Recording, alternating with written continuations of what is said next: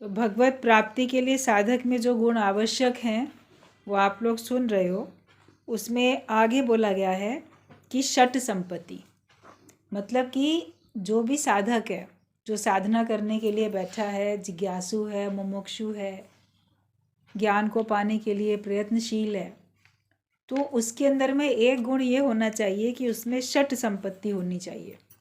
मतलब कि इस एक के अंदर षट मतलब छः संपत्ति, षट संपत्ति, तो वो ये 6 प्रकार की भी गुण हमारे अंदर में होने चाहिए। तो षट संपत्ति होगी तो ये भी एक साधन है, साधक के लिए भी एक साधन है।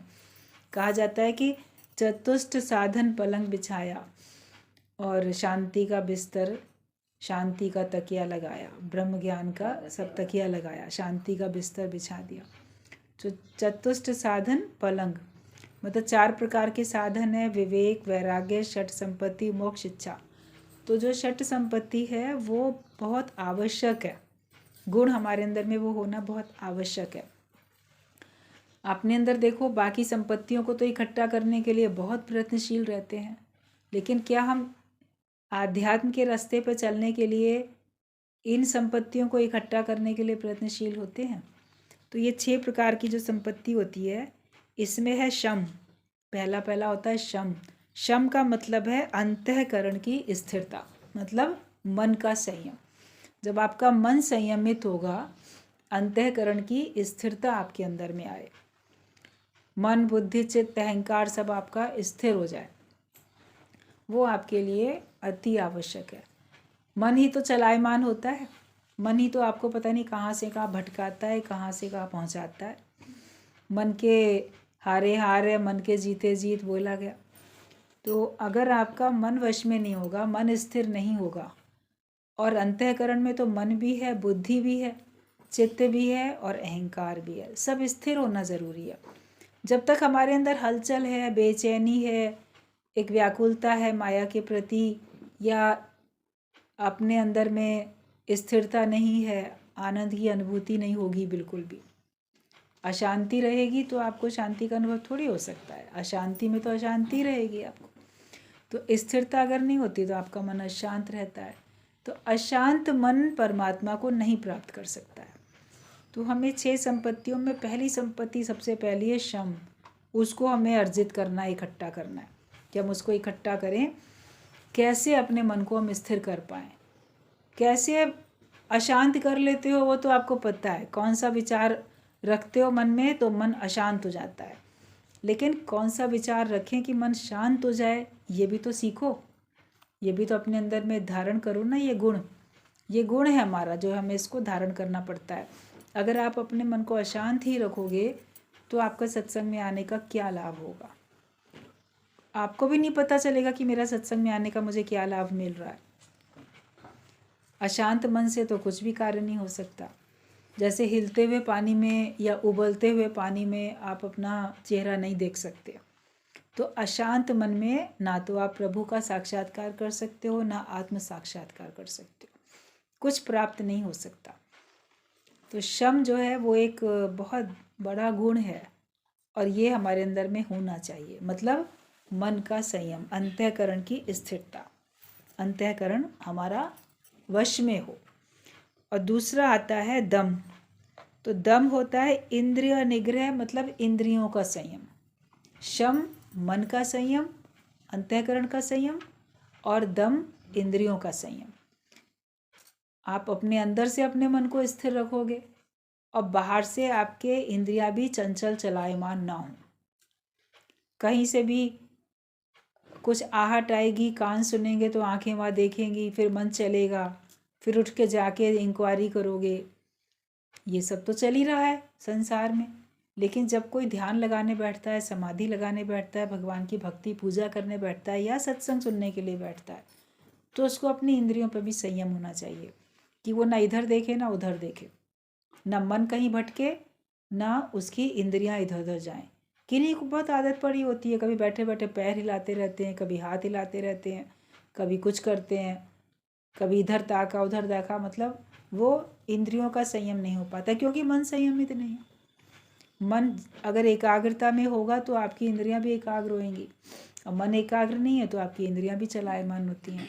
या कभी मन को तो आप चलो ठीक है नहीं जाता चारों तरफ सत्संग में है, लेकिन आपकी इंद्रियों में जैसे कि बेचैनी होती रहती है, आप कभी हाथ सीधे करोगे, पैर मोड़ो, कभी ये कभी वो।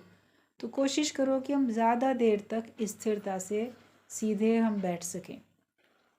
योग लगाने के लिए हम कम से कम योग मुद्रा में ठीक से हम बैठ सकें।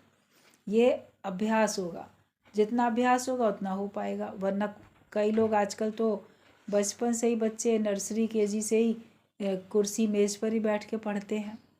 पहले ज़माने में छोटे बच्चे टाट पट्टी पे बैठते थे, जाके दरी पे बैठते थे, और अब तो सब मेज़ कुर्सी पर ही बैठते हैं बचपन से ही बच्चे। तो उनको बहुत, उनके हाथ पैर जो हैं उनको ज़मीन में बैठने की आदत ही नहीं होती है। सबके घर इस प्रकार के बने हुए हैं कि उनके टॉयलेट भी सब वेस्टर्न स्टाइल के बने होते हैं। आजकल इंडियन सीट तो कोई लगाना ही नहीं पसंद करते हैं, या सोचते हैं कि ये पुराने ज़माने की निशानी है इंडियन सीट लगाना बाथरूम में, हम तो बिल्कुल मॉडर्न हैं तो हम लोग वैसे बनाएंगे। दोनों ही प्रकार की होनी चाहिए ना घर में। तो बच्चे शुरू से फिर इंडियन सीट पर नहीं बैठते हैं, तो उनके घुटने, उनके हाथ पैर सब जैसे मुड़ने में उनको आदत नहीं रहती है। ना धरती पे बैठने की आदत है, ना वैसी आदत, तो आगे चल के फिर शरीर वैसे ही ढल जाता है। फिर अगर आपको धरती पर बैठना पड़ेगा, कहीं पूजा में जाओ, कहीं भजन कीर्तन में जाओ, कहीं गुरुद्वारे में जाओ, तो धरती पर बैठना पड़ेगा। गुरु के सामने जाओ तो धरती पर बैठना पड़ेगा। तो आप पद्मासन लगा के या सुखासन में ऐसे आलती पालती मार के बैठ नहीं पाओगे। कम कम उम्र के लोग नहीं बैठ पाते, हम तो देखते हैं।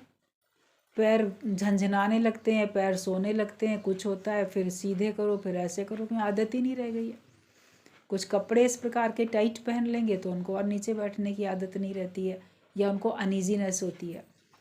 तो हर जगह पे जाने के लिए हमारी वेशभूषा भी तो अलग होती है। आप कहीं ऐसे पिकनिक पार्टी के लिए कहीं घूमने जा रहे हो, आप कैसे भी कपड़े पहनो, लेकिन जहाँ पूजा के लिए जाते हो, भजन कीर्तन के लिए, सत्संग के लिए जाते हो, तो उस हिसाब से तो आपका वेश होना चाहिए, जिसमें कि आप सुखपूर्वक आराम से धरती पर बैठ सको, आपको दिक्कत ना हो। इस प्रकार का आपका ड्रेस होनी चाहिए कि आप आराम से बैठ सको। और पैरों को जितनी आप आदत डालोगे ऐसा घुटने मोड़ के ऐसे हाथ पैर सब समेट के बैठने की, तो धीरे धीरे आदत ही पड़ेगी। फिर चूँकि शुरू से आदत नहीं पड़ी होती है, फिर ज़रा सा बैठते हो तकलीफ़ होती है, अंदर से नसें सब अकड़ने लगती हैं। फिर डॉक्टर भी कह देता है धरती पे मत बैठना, ज़मीन में ना बैठना, इंडियन सीट पे मत बैठना, सीढ़ी ना चढ़ना, ये ना करना। वो भी आपको सब बता देंगे, क्योंकि वो करने से आपको तकलीफ़ बढ़ेगी और आदत रह नहीं गई है। और उसी वजह से वो तकलीफ़ें और बढ़ी। कारण और भी हैं, केवल वही कारण नहीं है, और भी कारण है, मगर एक कारण तो वो भी है। अगर आप शुरू से अपने को फ्लेक्सिबल बना के रखो, अपनी बॉडी को व्यायाम करो, अपनी एक्सरसाइज करो, वॉकिंग रखो, जो भी आप करो, घर के कार्यों में सब हेल्प करो, मदद करो। भले आपके पास 10 नौकर हैं, मगर उसके बावजूद भी आप अपने आप से भी तो काम करने की आदत डालो, तो आपकी इंद्रियां भी सही रहती हैं। फिर इसमें आपको दिक्कत परेशानी नहीं होती है। लेकिन किसी को काम करने की इतनी आदत पड़ जाती है कि उसके हाथों में कुलबुली होने लगती है, दूसरे का काम पसंद नहीं आएगा, मैं ज़्यादा अच्छा करता हूँ, मैं ज़्यादा अच्छे कपड़े धो लेता हूँ, मैं ज़्यादा अच्छा सब्ज़ी काट लेता हूँ, मैं ज़्यादा अच्छा बना लेता हूँ, मैं ज़्यादा अच्छा बर्तन धो के रखता हूँ। कई लोगों को वॉशिंग मशीन के कपड़े भी पसंद नहीं आते। पुराने लोगों कहते हैं हमको तो हाथ से धुले हुए अच्छे लगते हैं, क्योंकि वो अपने हिसाब से शुरू से उस तरह से उनको आदत है। या कोई बोलेगा नहीं अब आप काम ना करो, तो फिर क्या होगा कि आप जब कोई मना कर देगा कि नहीं हम कर लेंगे आप नहीं करो, तो फिर आपको लगेगी परेशानी कि हमको तो अब मना कर दिया, हमारा राज्य नहीं रहा घर में, हम अपने हिसाब से कर नहीं सकते। तो फिर आपको उलझन होएगी। जो काम करता रहता है तो उसको मना कर दिया जाए तो उलझन भी होती है करने के लिए। लेकिन भगवत प्राप्ति के लिए अगर आप चलो तो सकामी कर्म आपके सब छोड़ के आपको निष्काम में चलना है। आपके कर्म जो है वो निष्काम वाले होने चाहिए। अगर कोई बाहर से माया के सकामी कर्म आपसे छुड़ाता है तो आप छोड़ सको। सत्संग में गुरुजी बोलते थे जब, कि अगर मान लो तुम घर में रोटी बना रहे हो और बनाते बनाते अपने सारा जितना आटा गूंदा था वो सब बन गया, लास्ट में 2 रोटी समझो बची है, 2 लोई आपकी बची है, तब कोई आए, अरे आप रहने दो अब मैं बनाती हूँ, आप हटो, तो आप तुरंत मना करोगे, अरे अब 2 ही तो रह गई हैं, मैं बना लूँगी, सब मैंने बनाई हैं। तो बोले कि वो 2 भी तुम छोड़ सको ना, वरना एक मन बोलता है कि अब ये नाम हो जाएगा कि दोनों ने मिलके बनाया था। 50 रोटी मैंने बनाई, लास्ट में 2 इसने बनाई, तो इसका भी साथ में नाम हो जाएगा। या फिर अब ये नाम करने के लिए क्यों आई है, या क्यों अपने हाथ करे, मेरे ही हाथ तो हो ही रहे हैं, उसमें दिक्कत नहीं, जहाँ इतनी बनी 2 और बन जाएंगी, कोई भी कारण हो सकता है। लेकिन गुरुजी बोलते थे वो लास्ट में अगर कोई तुमसे कह रहा है कि आप हटो मैं बना लेता हूँ, बोले हाँ लो, छोड़ सको लास्ट की 2 रोटी भी, उतनी देर तुम अपने हाथों को धोओगे, समेटोगे, अपना खाना परोसने के लिए अपने लिए तैयारी करोगे, तब तक उसकी भी 2 रोटी बन जाएंगी। आपका काम मतलब लास्ट का उतना सा काम भी आप छोड़ सको। कर्तापना होता है तो हम नहीं छोड़ पाते हैं, हमारी इंद्रियों में एक आदत होने लगती है। एक सत्संग में आई महिला, तो उसने अपना अनुभव बताया गुरुजी को, तो उसने कहा कि जब ऐसे बीमार पड़ गई, तो बीमार पड़ी तो अस्पताल में एडमिट होना पड़ा, तो वहाँ पे भी उसको लगे कि ये सवेरे का टाइम है, अब बच्चों को स्कूल भेजने का टाइम है, और बच्चे छोटे हैं, सबकी चोटी बनाने का टाइम है, तो उसके हाथों में ऐसा होता कि मैं चोटी बना लूँ, क्योंकि वो सिख परिवार था, सरदार परिवार था, तो उसमें लड़के लड़कियां सबके बाल बांधे जाते, सबकी चोटियाँ बनती थी जाके। तो पहले ज़माने में बच्चे भी ज़्यादा, परिवार भरा पूरा होता था। तो उसने बताया कि मतलब मुझे उस समय ये लगता था कि मैं काम क्यों नहीं कर पा रही हूँ। तो ये है कि हमारी इंद्रियों का संयम नहीं है, हमारी इंद्रियां जिस कार्य में लग गई हैं वो कार्य मांगती हैं, और ना करने में हमको अजीब सी बेचैनी होने लगती है। तो भगवत प्राप्ति के लिए हमको अपनी इंद्रियों का संयम बहुत ज़रूरी है। कोई करने को कहे तो कर दो, नहीं करने को कहता है तो भगवान के भजन में लगो, मन से भी और तन से भी। हरि भक्ति का ही काम हो, जगत का काम क्यों हो। तो ये गुण है जो अपनी इंद्रियों का संयम करता है, जितेंद्रिय कहलाता है, उसकी इंद्रियां वश में है, और इंद्रियां अपने अपने विषयों को देख के उसकी तरफ लालायित नहीं होती हैं। हर एक का इंद्रियों का अपना अपना विषय होता है, तो उसकी इंद्रियों में कोई हलचल नहीं होती है, और मन में भी कोई हलचल नहीं होती है। तो पहले मन स्थिर होगा तो इंद्रियां भी स्थिर हो जाएंगी, लेकिन मन बुद्धि के स्थिर होने पर भी कभी इंद्रियों की आदत अनुसार लगता है, तो उसको भी हमको अपने वश में करना है। तो ये गुण है हमारे अंदर में, ये हमको लेना है कि शम और दम। शम मतलब अंतःकरण की स्थिरता, मन बुद्धि चित्त अहंकार, मन का संयम, और दम हमारा इंद्रियों का संयम। फिर है उपरति उपरामता, मतलब विषय आसक्ति का त्याग, माया का त्याग, माया से उपरामता हो जाए। हमारा मन जब संयमित हो जाएगा तो उपराम हो जाएगा, उसमें हम लिपायमान नहीं होंगे, निरासक्त हो जाएंगे। तो उपरामता होनी भी बहुत ज़रूरी है। जब आपका मन विषयों से उपराम होगा, माया से उपराम होगा, ऊंचा उठेगा, तब तो ऊंचे परमात्मा की तरफ जा सकेगा। अभी हम उन्हीं में आ सकते हैं, माया में ही आ सकते हैं, तो हम भगवान को कैसे पाएंगे। तो उपरामता भी हमारे अंदर में होनी ज़रूरी है। और आगे है तितिक्षा। तो तितिक्षा मतलब सब तरह के दुखों में अविचलित रहना। हर प्रकार के जो भी हमारे द्वंद्वी जोड़े हैं और जो हर प्रकार के दुख सुख हैं, उनमें मन विचलित ना हो। तितिक्षा होती है तपस्या। आप तपस्या में रहो, मान अपमान में, दुख सुख में, लाभ हानि में, जन्म मरण में, सब में हम स्थिर रह सकें, भूख प्यास को सहन कर सकें, मान अपमान को सहन कर सकें, सर्दी गर्मी को सहन कर सकें। ये सब तितिक्षा के अंतर्गत आता है, जो कि तपस्या होती है। अपने आप को स्थिर रखना हर परिस्थिति में, वरना हमारा मन जो है चलायमान होता रहता है, और हम उसमें सुख का साधन ढूंढते हैं। दुख में हम विचलित होते हैं और हम उसके लिए सुख का साधन ढूंढते हैं। कि बहुत भूख लग रही है तो आप भोजन को ढूंढोगे कि हमको मिल जाए भोजन, प्यास लग रही है तो पानी को ढूंढोगे। लेकिन ये तपस्या होती है। जो व्रत रखे जाते हैं वो थोड़ी तपस्या कराने के लिए रखे जाते हैं। भूख लग रही है लेकिन नहीं खाना है हमको, तो चंद्रमा निकलेगा ना तभी खाना है हमको, तारा देख निकलेगा तभी खाना है हमको, तो अगले दिन सूर्य को देख के तब खाना है। तो ये सब तपस्या हो गई ना। प्यास लग रही है, नहीं मेरा तो निर्जल व्रत है, मुझे तो एक घूंट पानी भी नहीं पीना है। तो ये भूख और प्यास को हमने संयमित किया, हमने उस तपस्या में पास हुए, कंट्रोल कर लिया। हम भूख को भी प्यास को भी सहन कर सकें। ये नहीं भूख के मारे व्याकुल हुए जा रहे हैं, बहुत भूख लग रही, जल्दी दो खाने को, जल्दी दो, बड़ी प्यास लग रही, जल्दी से पानी मिले, थोड़ी देर ठहर भी सको, रुक भी सको, तो ये तपस्या है। ऐसी हर प्रकार की सभी द्वंद्वी जोड़े की तपस्या है। सर्दी गर्मी, किसी को सर्दी जरा सी, बहुत ठंड है, बहुत ठंड है, बहुत गर्मी है, बहुत गर्मी है, तो कोई अति में एकदम जरा सा भी नहीं सह पाता है, लेकिन है तो आप उसको सह सको ना, उसका उपाय कर रहे हो, लेकिन अगर है तो उसके वर्णन क्या करना, जितना आपने उपाय करना था उतना आप उपाय कर चुके हैं, उसी का चर्चा करते रहते हैं। अरे आजकल बहुत ठंड पड़ रही है, पता ही है सभी को पड़ रही है, उसको बोलना क्या, बड़ी गर्मी हो रही है, बड़ी गर्मी हो रही, तो है ही है।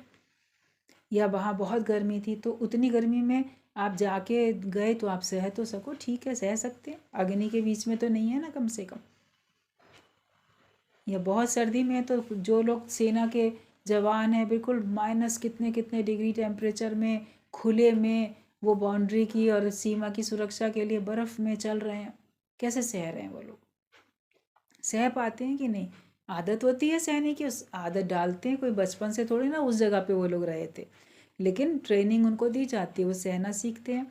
तो हम भी सर्दी गर्मी सहना सीखें कि इससे भी अधिक परेशानी में और लोग हैं, मेरे पास जितना दुख है, मेरे पास जितनी परेशानी है, उससे अधिक परेशानी औरों के पास है, फिर भी वो उसको सह ही रहे हैं, और उससे अगर उपराम हो सकते हैं, उबर सकते हैं, तो उसका उपाय भी सोच रहे हैं। सर्व दुखों की निवृत्ति ब्रह्म ज्ञान है, उससे उबरने का उपाय तो गुरु ने पहले ही बता दिया। और सह सको बोलो नहीं, शरीर तो इलास्टिक ही है, जैसा इसको आदत डालोगे वैसा बनता जाएगा। आप जितना शरीर से कार्य लोगे उतना वो क्रियाशील रहेगा, जितना छोड़ दोगे काम करना हो तो वो निकम्मा होता जाएगा। तो इसके लिए हमें हर बात में उपरामता हो, और फिर हमारे अंदर में तपस्या भी होनी चाहिए। तप रहित व्यक्ति को भगवान नहीं मिलते हैं। मन की, वाणी की, इंद्रियों की जो संयम है वो तपस्या के अंतर्गत ही आता है। और ये सभी द्वंद्वी जोड़ों में स्थिर रहना और सहन कर पाना, जिन बातों को हम साधारण मानव होते, साधारण सांसारिक व्यक्ति होते तो हमको सहन करना मुश्किल होता, वो बातें आप सत्संग में आके सहन कर पाते। अगर सत्संग में नहीं आते होते तो बहुत सारी बातें नहीं सह सकते थे, लड़ाई हो जाती, तू मैं हो जाती, डंडे आपस में चल पड़ते, मनमुटाव हो जाते, अलग अलग हो जाते बिल्कुल। लेकिन अब हर एक को कितना सहना आया ना। तो ये तितिक्षा है, ये गुण है हमारा कि हम हर चीज़ को हम सह सकते हैं, कि सब तरह के दुखों में अविचलित रहना, कि हम विचलित नहीं हो इसमें। सभी तरह के जिस प्रकार के भी कष्ट शरीर के होते हैं, कोई तन के, कोई मन के, जो भी कष्ट होते हैं, तो उसमें हम विचलित ना हों। फिर श्रद्धा, श्रद्धा भी एक गुण है, ये हमारे अंदर में होना चाहिए। श्रद्धा तो अति आवश्यक है। कहते हैं श्रद्धा की रूठी हुई देवी बना के देख, अंतःकरण में ज्ञान की ज्योति जला के देख। श्रद्धा अगर आपकी चली जाती है तो फिर आप परमात्मा को नहीं पा सकते। आप श्रद्धावान को ही ज्ञान का लाभ मिलता है, अगर श्रद्धा उसकी नहीं होती है तो आप नहीं पा सकते हैं श्रद्धा को, भगवान को नहीं पा सकते। और श्रद्धा की गुरु और शास्त्र वाक्य में विश्वास होना चाहिए। श्रद्धा विश्वास, जो गुरु बोलता है उसमें विश्वास हो कि वो मेरी उन्नति के लिए, मेरे भले के लिए बोलता है, और उनकी बातों को मानने से मुझे लाभ मिलेगा। श्रद्धावान को ही लाभ मिलता है। तो अपने अंदर शास्त्रों में जो लिखा है उसमें भी कभी अश्रद्धा ना आए, और जो गुरु हमको शास्त्रों का सार समझा रहा है, बता रहा है, उसके वाक्यों में भी हमको कभी भी अश्रद्धा ना आए। श्रद्धा मेरी कभी कम ना हो। विवेकानंद ने शुरू में जब गया अपने गुरु के पास, रामकृष्ण परमहंस के पास, तो सत्संग सुनने में जब वो तरह तरह के सब वचन सुनता था, तो श्रद्धा की जब एक बार बात आई, तब उसने कहा कि गुरुदेव मैं श्रद्धा को तो मानता हूँ, लेकिन अंधश्रद्धा को नहीं मानता हूँ, क्योंकि बड़ा बुद्धिमान था वो। बोला ऐसे अंधश्रद्धा को मैं नहीं मानता। तो रामकृष्ण परमहंस तो हंस दिए, मुस्कुरा के बोले बेटा श्रद्धा को तो आँख होती ही नहीं है, वो तो होती ही अंधी है। मतलब कि तुम अगर मन बुद्धि चलाओगे तो तुम्हारी श्रद्धा थोड़ी है, श्रद्धा तो श्रद्धा ही है, तो उसमें अंधश्रद्धा का कोई मतलब नहीं है। लेकिन ये है कि बात बोली गई कि हर बात को आप विचार करके चलो, सोच समझ के चलो। पानी पीजिए छान के तो गुरु कीजिए जान के। जान लो, परख लो, समझ लो, फिर तो विश्वास और श्रद्धा में रहो। परखने के बाद भी परखते रहोगे क्या? तो फिर श्रद्धा ऐसी हो कि हमको उसके वचनों में पूर्ण विश्वास हो जाए कि मेरा जीवन इन्हीं वचनों को मानने से ही बनेगा, वरना मेरा जीवन इधर उधर छिन्न भिन्न बादलों की तरह से छिन्न भिन्न हो जाएगा। मैं ना घर का रहूँगा ना घाट का रहूँगा, ना हम संसार के बन पाएंगे ना हम भगवान के बन पाएंगे अगर हमारे अंदर में श्रद्धा नहीं है। तो हमारे अंदर श्रद्धा का होना तो अति आवश्यक है। तो ये गुण है जो षट संपत्ति है, उसमें एक संपत्ति श्रद्धा है। तो श्रद्धा की भी संपत्ति होती है कि गुरु और शास्त्र वाक्य में विश्वास और समाधानता। भाई समाधानता हो, समाधान हो जाए। तो समाधानता तब होती है जब हमारा चित्त अपने इष्ट में स्थापित हो जाता है, मतलब समाधान हो गया अब हर बात का। अब कोई संशय नहीं, कोई भ्रम नहीं, सभी संशयों का समाधान हो चुका है। और समाधान कैसे हो गया, मुझे समाधानता कैसे आई, वो तब आपको पता चलेगा जब आपका चित्त अपने इष्ट में स्थापित हो गया। मतलब अब माया बची नहीं, जगत बचा ही नहीं, वहाँ गए नहीं, कुछ और जानने के लिए शेष हमारे लिए बचा ही नहीं। हमारा मन केवल भगवान में पूरी तरह से स्थिर हो गया, उसी में स्थित हो चुका है। अब आपको कुछ और जानने समझने की अंदर से आवश्यकता ही नहीं रहती है। ये जाने वो जाने, अभी ये नहीं जानते, अभी वो नहीं जानते, तो अभी समाधानता नहीं हुई है। तरह तरह के प्रश्न हैं, तरह तरह के संशय हैं, भ्रम हैं। सुनते सुनते ज्ञान को प्रश्न करके उत्तर लेते लेते गुरु से हमारे अंदर समाधानता आ जाती है। सभी संशयों का हमारा निवारण हो जाता है, भ्रम कोई रहता नहीं है। वरना मन में कितने तरह के भ्रम रहते हैं। रास्ते से घर से बाहर निकले, किसी ने छींक दिया जी, भ्रम हो गया। कहीं बिल्ली रास्ता काट गई, कहीं कुछ, पता नहीं कितनी कितनी बातों के भ्रम होते थे। अब मेरा काम नहीं बनेगा, अब ऐसा होगा वैसा होगा, या ऐसा हुआ तो कहीं ऐसा तो नहीं हो जाएगा। कभी अपने में ही भ्रमित बुद्धि होती है, सही और गलत को नहीं पहचान पाती है, क्या है क्या नहीं है। तो जब हमारा मन सारे संशय भ्रम से निवृत्त हो जाए, उपराम हो जाए, और सब हर बातों का अब समाधान हो चुका है, जब आप अपने को ब्रह्म जान लोगे, अपने को आत्मा जान लोगे, तो आप देखोगे आपके सारे भ्रम संशय का समाधान हो चुका है। फिर आपके अंदर में सारे सवालों के जवाब उसी से मिलेंगे। आपको कितनी भी परेशानी हो, कितनी भी उलझन हो, आप बस सबसे पहले ये याद रखो कि मैं हूँ कौन।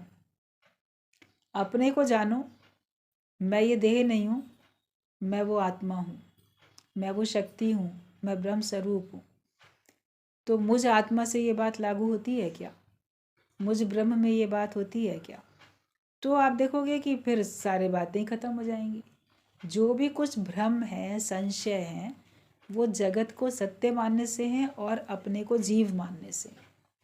लेकिन जब जगत मिथ्या हो चुका और अपने को आपने जीव मानना समाप्त कर दिया, जो वास्तव में आप हो, आप अपने को वही मानते हो, फिर कौन सा भ्रम रहेगा, कौन सा संशय रहेगा? तो एक ही आंसर अगर अपने मन को आप दे देते हो हर प्रश्न में कि मैं तो आत्मा हूँ, मैं तो देह हुई नहीं, जो बातें होती हैं मेरे से लागू नहीं होती, सॉरी रॉन्ग नंबर, ये बात मेरे से लागू नहीं होती है, ये मेरा इसमें कोई लेना देना नहीं है, मेरा क्या मतलब है, मैं तो सबसे अलग हूँ। तो फिर आप देखोगे आपके सारे संशय भ्रम भी खत्म हो जाते हैं। तो ये षट संपत्ति है। अगर समाधानता हमारे अंदर में आई तो ये भी एक प्रकार की संपत्ति होती है। तो जो जो हमारे अंदर में अगर मन स्थिर हुआ तो हमको बहुत बड़ी संपत्ति मिल गई, बड़े खजाने के हम मालिक बन गए। इंद्रियां अगर हमारी संयमित हैं हम अपनी इंद्रियों को जीत कर बैठे हैं तो हमको एक संपत्ति और मिल गई है। हमारे अंदर में अगर तितिक्षा है, तपस्या में हम रहते हैं, हर बात को हम सहन कर पाते हैं, ये नहीं ये तो बात मेरे से सहन नहीं होती, ये चीज़ हम सहन नहीं कर सकते, लेकिन जब हम हर प्रकार के दुख को सहन करना सीख जाते हैं तो ये बहुत बड़ी हमारे को उपलब्धि होती है, बहुत बड़ी संपत्ति हमको प्राप्त हो गई है। श्रद्धा हमारे अंदर में है तो ये तो सबसे बड़ी संपत्ति है। श्रद्धा नहीं होगी तो आप ज्ञान में आप सुनोगे ही नहीं, आगे उस पर जीवन में लगाओगे ही नहीं। और उपरामता हो जाए हर बात से, मन हर बात से हटता जाए, समाधानता हो जाए, तो ये सब संपत्तियां हैं। तो इन सब संपत्तियों को अर्जित करने के लिए हमें पुरुषार्थ करना होता है। पुरुषार्थ ये है कि हमको सत्संग में आके बैठ के जो वचन सुनने को मिलते हैं उसके ऊपर ध्यान देना, उसको अपने जीवन में व्यवहार में उतारना। जब आप वचनों को व्यवहार में उतारते जाओगे तो आपके अंदर में ये संपत्तियां ऑटोमेटिक आएंगी और बढ़ती चली जाएंगी। ये संपत्ति ऐसी है कि ये ख़त्म नहीं होती है, और संपत्तियां तो आपकी समाप्त हो सकती हैं, यूज़ करके आपका धन समाप्त हो सकता है, लेकिन ये ज्ञान का धन ऐसा है, ये संपत्तियां ऐसी हैं, इनके ऊपर जितनी अपनी स्थिति बनाओगे उतनी ये बढ़ती चली जाती हैं। तो ये हमारे अंदर में साधक में ये गुण होना चाहिए कि हमें अपने अंदर में षट संपत्ति को धारण कर लेना चाहिए। अब आप लोग अपने अंदर में देखो कि क्या मेरे अंदर ये 6 संपत्तियाँ पूरी तरीके से हैं? थोड़ी थोड़ी तो अभी आई हैं, आनी शुरू हुई हैं, थोड़ा थोड़ा मन भी संयमित हुआ, कभी मन विचलित होता है लेकिन ज़्यादातर संयमित रहता है। इंद्रियां भी आपकी संयम में है, उसको आप कभी ब्रेक लगाने में आपको देर लग जाती है, कभी आप ब्रेक लगा लेते हो, तो वो थोड़ी थोड़ी आपके अंदर में आई। इंद्रियों को रोकने की, स्थिर करने की आपको एक युक्ति, लक्षण आपके अंदर में आया। जितनी भी ये 6 संपत्तियां हैं ये पूरी तरह से हमारे अंदर में आ जाए तो फिर आप गरीब कहाँ हुए? आप तो इतनी बड़ी संपत्ति के मालिक हो गए ना, इतने इतने तरह के। तभी तो संतों की तुलना राजा से भी बढ़ के की जाती है, राजा भी उनके आगे सर झुकाते हैं। एक बार एक दृष्टांत था कि एक संत जा रहे थे आगे, तो सामने से एक राजा भी आ रहे थे, तो राजा ने संत को हाथ जोड़ के झुक के प्रणाम किया। इस संत सामने से आ रहे हैं, आदर मान सम्मान करना चाहिए, प्रणाम किया। तो देखा संत ने राजा को 2 बार झुक के हाथ जोड़ के प्रणाम किया। अब संत को अगर कोई प्रणाम करे तो संत का काम होता है आशीर्वाद देना, ये थोड़ी होता है कि पलट के वो भी प्रणाम करे। लेकिन तो भी संत ने प्रणाम किया। राजा बड़े झेंप गए, शर्मिंदा हो गए, कहते हैं महाराज आप हमें क्यों प्रणाम करते हैं, और वो भी 2-2 बार आपने प्रणाम किया। तो संत ने कहा हंस के, राजन आप बताइए आपने हमें क्यों प्रणाम किया, पहले आप बताओ फिर हम बताएंगे हमने तुम्हें क्यों प्रणाम किया। तो संत ने कहा, राजा ने कहा कि आप तो इतने महान हैं इसलिए आपको हमने प्रणाम किया, आप इतने ज्ञानवान हैं, इतने महान हैं। तो बोले हम महान कैसे बने हैं, कैसे समझते हो महान है? तो राजा ने कहा कि आपने सारे संसार से विरक्ति पाली, वैराग्य वृत्ति में आप रहते हैं, किसी में आसक्त नहीं है, आप हर बात से छूट गए हैं, माया से आप ऊंचे उठ गए हैं, आप उस ब्रह्म को पा चुके हैं, तो इसलिए आप महान हैं।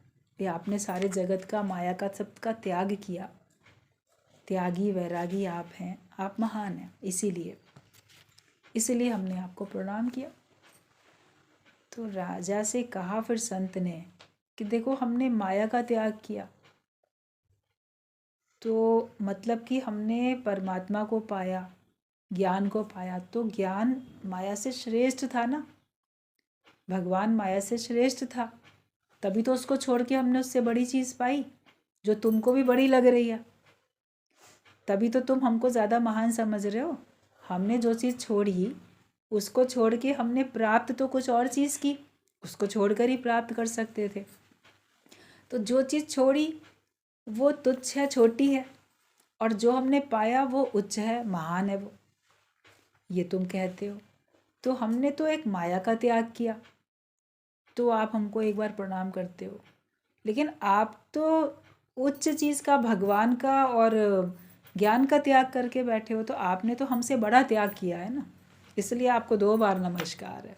भाई हमने तो कोई छोटी चीज़ त्यागी, निकृष्ट माया को त्यागा, नश्वर है, क्षणिक है, क्षणभंगुर है, दुख रूप है, उसको हमने छोड़ा तो कोई बहुत बड़ी बात नहीं की। हमने तो छोटी चीज़ का त्याग किया, लेकिन तुमने तो इतने बड़े भगवान को छोड़ दिया, इतने उच्च ज्ञान को छोड़ दिया, तो तुमने तो हमसे बड़ा त्याग किया ना, इसलिए तुम हमसे ज़्यादा महान हो, इसलिए तुमको 2 बार नमस्कार है। तो अपनी इस बात को बता के संत ने राजा को ये सोचने पे विवश कर दिया कि वास्तव में मैं कितनी बड़ी चीज़ को पा सकता हूँ और उसको मैं छोड़ के बैठा हूँ।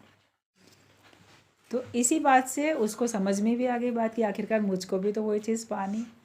तो संत ने जब कहा कि भाई हमसे बड़े त्यागी तो तुम ज़्यादा महान हो ना, तुम उसको ही छोड़ के बैठे हो। संतों की बात में बात होती है, तो ज्यों केले के पात पात में बात, त्यों संतन की बात बात में बात। संतों की बात में कोई और बात छिपी होती है।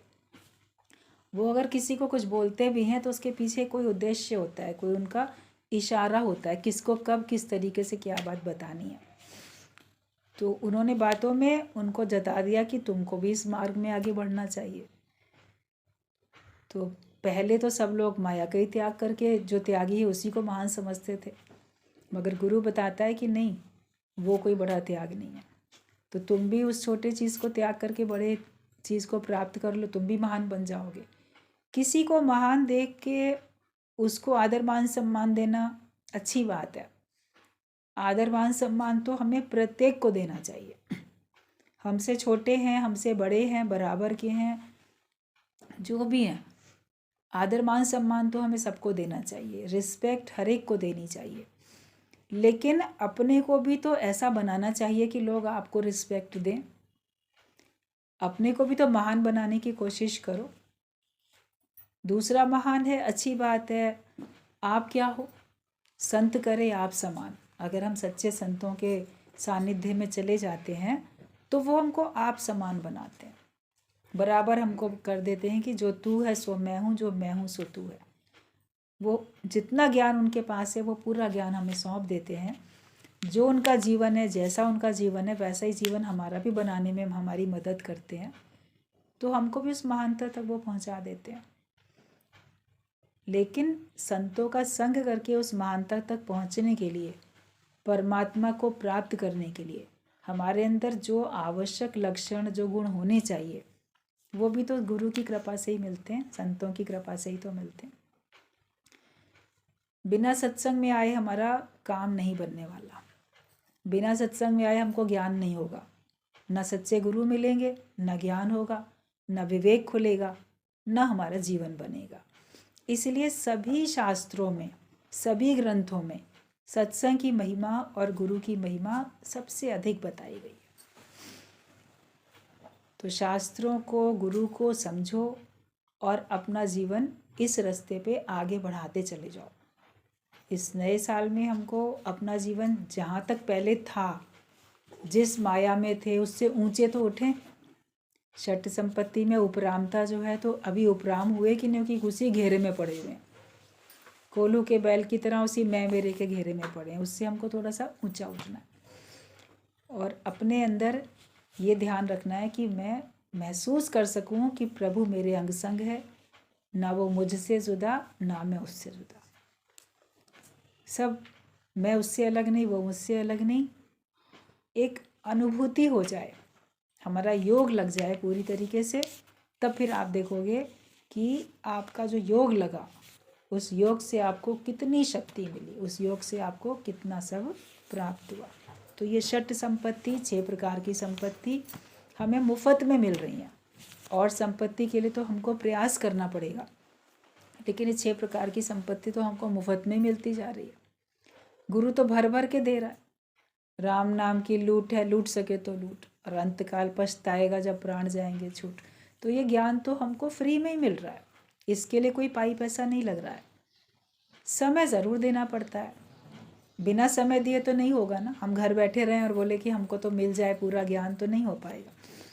समय का तो दान आपको करना ही पड़ेगा। धन का दान भले ना करो, लेकिन समय का दान ज़रूर करो।